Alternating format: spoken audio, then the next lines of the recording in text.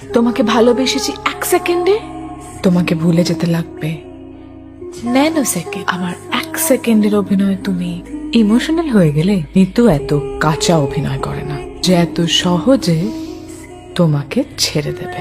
প্রতিশোধ যখন নিবি তখন দুটো কবর খুলে রাখিস, আর একটা তোর নিজের জন্য।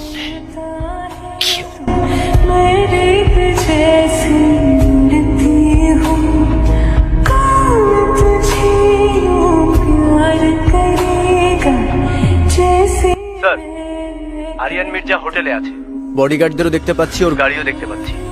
জিল্লো, স্যার আপনি 2 দিন পর্যন্ত সেন্সলেস ছিলেন স্যার, কিছু খান নাই 2 দিন, আর উইঠাই আপনি কোকেন টানতেছেন। এত কোক টানলে তো আপনি মারা যাবেন স্যার।